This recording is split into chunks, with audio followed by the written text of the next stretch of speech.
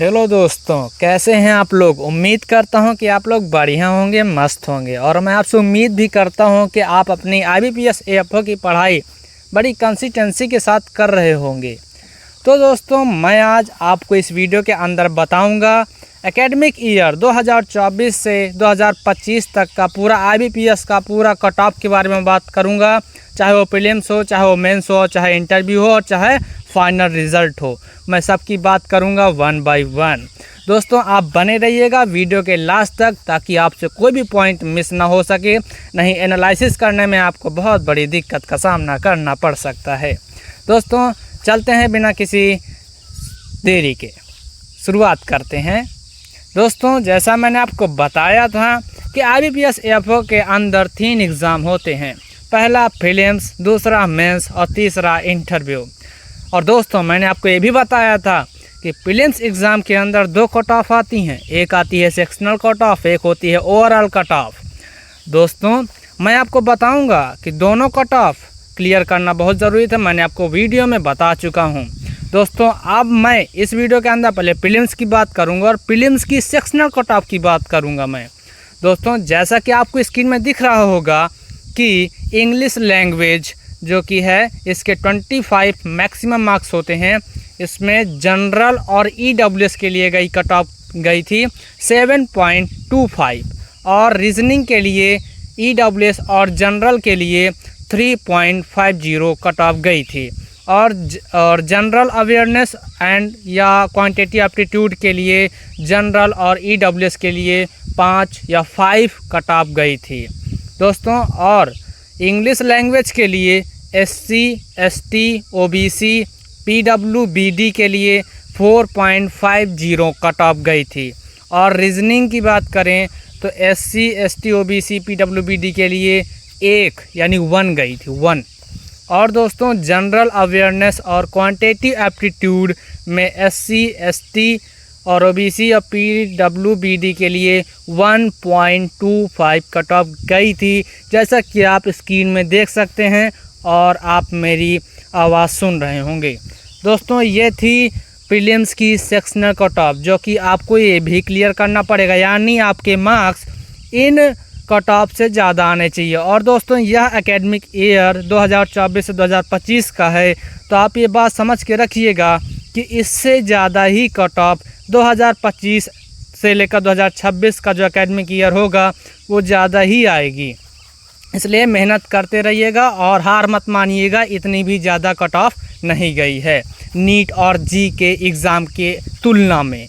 दोस्तों, अब मैं प्रीलिम्स एग्ज़ाम की ओवरऑल कट ऑफ की बात करूंगा। तो दोस्तों, ओवरऑल कट ऑफ गई थी 51 यानी 51 एक कट ऑफ गई थी प्रीलिम्स एग्ज़ाम की।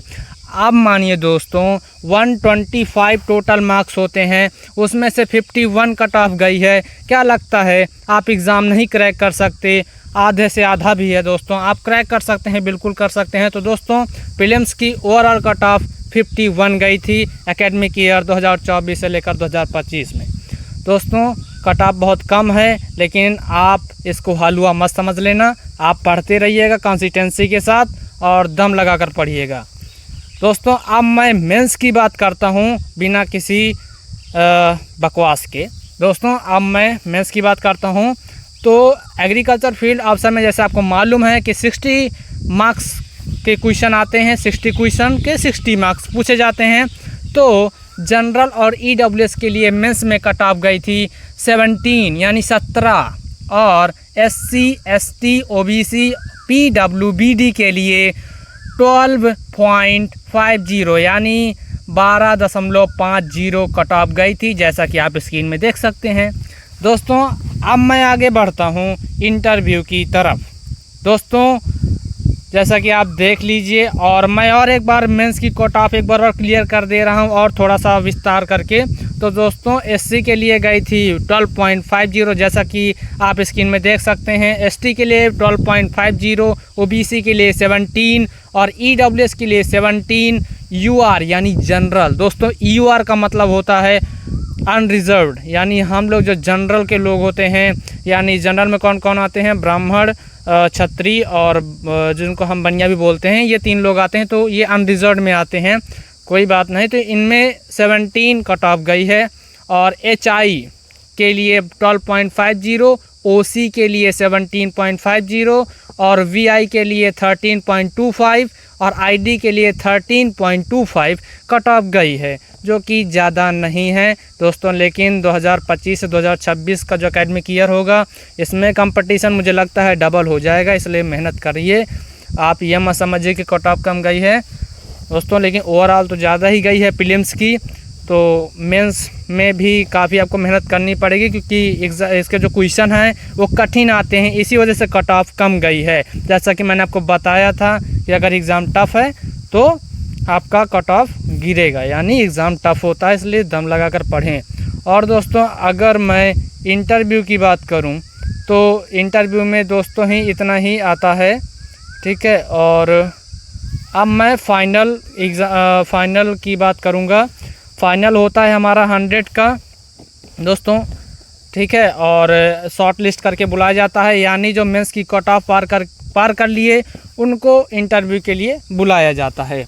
अब दोस्तों फाइनल रिज़ल्ट जब हमारा निकाला गया तो दोस्तों आप देख सकते हैं स्क्रीन में कि 100 का पूरा टोटल होता है, मेंस और इंटरव्यू दोनों को लगा करके 100 मार्क्स का होता है। तो आप देख सकते हैं कि SC के लिए गया 63.07, यानी 100 में बात कर रहा हूं मैं, 100 में। और ST के लिए गई 64.27, OBC यानी NCL के लिए गई 65.47, EWS के लिए गई 62.60 और UR यानी अनरिजर्व्ड यानी जनरल के लिए 81.40।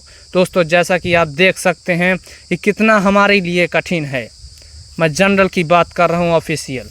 दोस्तों HI के लिए 66.40, OC के लिए 58.00, VI के लिए 62.53, ID के लिए 55.33।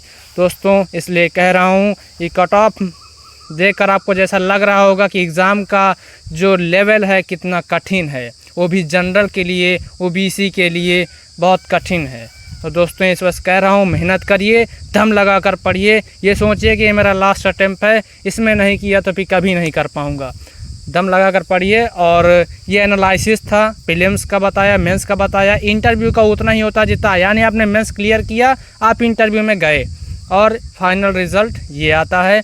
अगर आपने इंटरव्यू अच्छा दिया होगा और मेंस में तो क्लियर ही करके गए, अगर टोटल जोड़ के ओवरऑल कट ऑफ से अगर आपके मार्क्स इनसे ज़्यादा आ रहे हैं तो आपका सिलेक्शन होगा, और नहीं तो अगर इसके नीचे गए तो फिर आपका काम तमाम हो जाएगा। तो मिलते हैं अगले एक शानदार वीडियो के साथ, सीधे बात, नो बकवास। धन्यवाद, मिलते हैं अगले एक शानदार वीडियो के साथ, तब तक के लिए जय हिंद, जय भारत।